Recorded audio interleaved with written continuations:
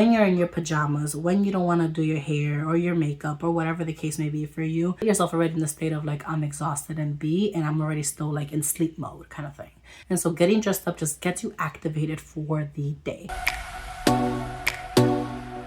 Hey there and welcome back to my channel. My name is Nelly. If you're new here, I'm a mom of 2 toddlers and a baby that's 2 months old right now when I'm recording this. Now for today's video, I want to talk about our energy thing that I know can get so easily depleted through motherhood, different seasons of motherhood. And so I want to talk about 12 different tips and tricks that you can use to help boost your energy so you're less tired, less overwhelmed, and feeling more joyful, more excited despite the chaos of everyday life. So let's go ahead and get right into it. Number 1 is to start the day by opening the blinds, the shades, letting in some sunlight or letting in nature, whatever it looks like. If it's rain that day, expressing gratitude. Say 2 to 3 things you're extremely grateful for. I am grateful for life. I'm grateful for my kids, for this home, for the bed we get to sleep on, for the food in our refrigerator, the people in our lives. What are you grateful for? Because there's always something to be grateful for. And that gratitude expressed right from the beginning is what's going to help boost that energy as soon as you wake up. Number 2 is to get yourself dressed. I am working on this. It's not something that I've always mastered. It's also something that if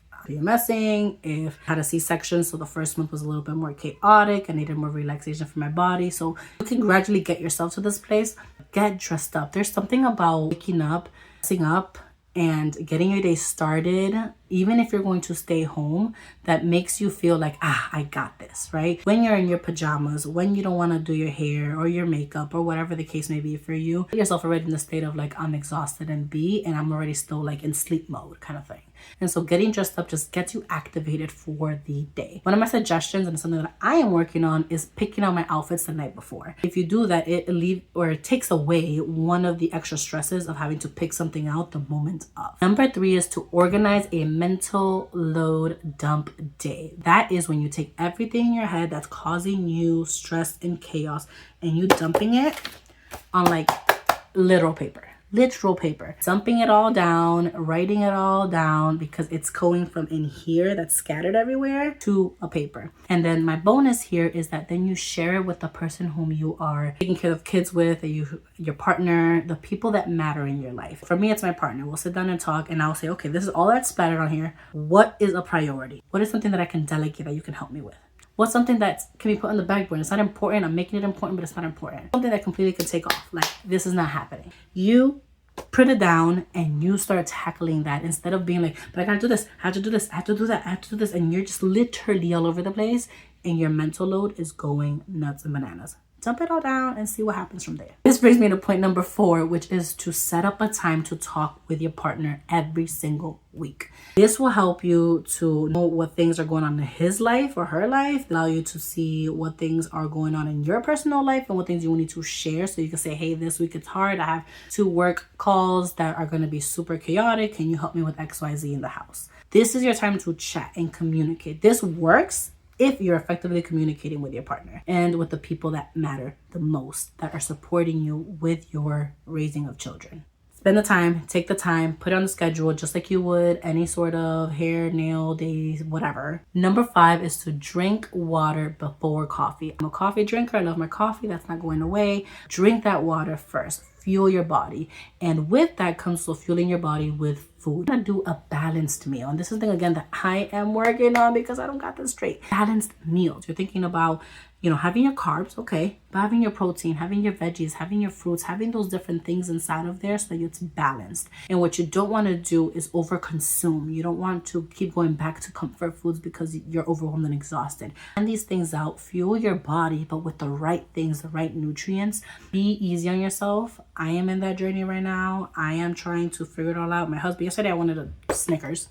Off of my period right now, guys, but I wanted a Snickers. My husband said, how about apple slices with some honey and cacao? I said, great. But I had instead. So like, just be patient with yourself, but start making those efforts to fuel your body with the right things. This brings me to point number 6, which is to batch your meals. Okay, typically okay with this, but sometimes I have my hard moments with them. And batching your meals is so helpful because you're not overthinking what to eat. And with batching your meals, what I realize is you don't have to overcomplicate having a bunch of different meals. If you pick 3 proteins or 2 proteins that you're going to have, you can make chicken that's cut up in cubes, chicken that's shredded, and then you can do it as tacos. You can do it as a bowl. You can do it in quesadillas. Mix up how you make it throughout the week. Batch those big items for yourself, and then you can create the rest. Some potatoes, do some rice, roast your veggies, and have those all laid out. Cut up or dice up your peppers and onions so it's already easy to grab and to make and put into things, into your salads and such. That's going to be super helpful for you, so you're not overthinking and overworking yourself as to what you're going to eat. That in itself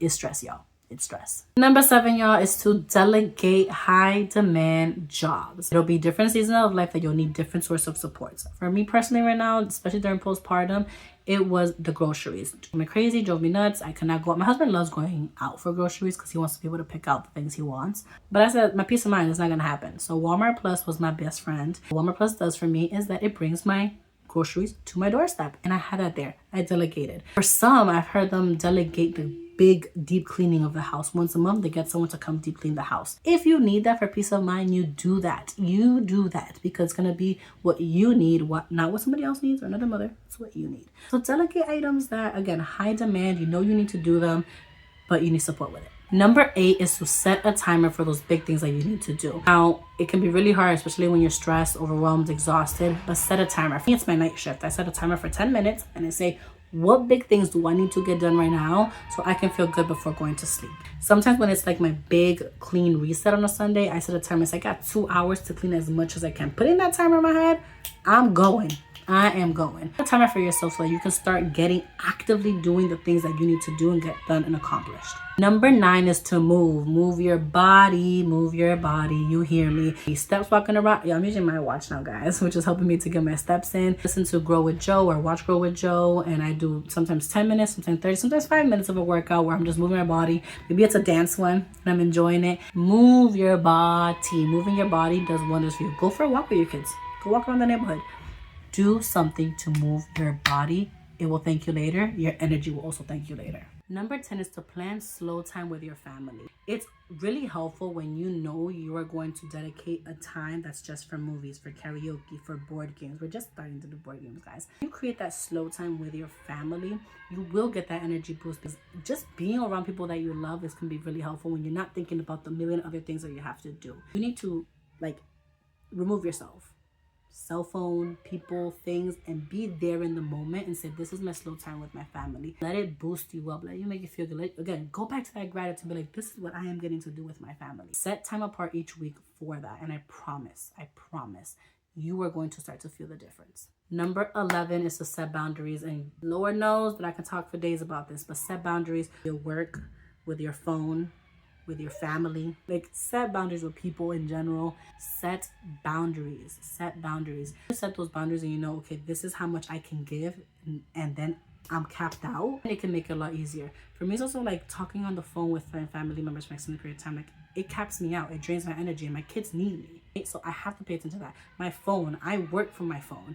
I do a lot of content creation. So I have to set time to not be on my phone. Or if not, again, my energy is being sucked into something else that's not important. Create those boundaries. Sit back and say, what things do I need to separate from that is sucking away my energy at a certain point? Start there. Last but not least is surrender it to God, y'all. You're going to hear me say this again and again and again. It's been the most life-changing thing for me. I'm surrendering it all to Him. Give trust and faith in Him. Release it to Him. The stresses, the worries, the fears, all the things that you are thinking about right now, release it to Him. He is a good God that got your back. I promise you. Release it through journaling, through talking, through prayer, through all the different things, and ask for His guidance and see what comes from it. You need to acknowledge the things that are going on, things that are causing you stress, but then you gotta let it go, baby. You gotta let it go because you're in a phase, you're in a season of life, but this isn't forever. There's so much of this that's I chose you for that. He chose you for that, right? So know that, live in that, breathe in that, accept that. I'll leave y'all with that one, and I'll see you here for the next one. Love y'all. Bye-bye.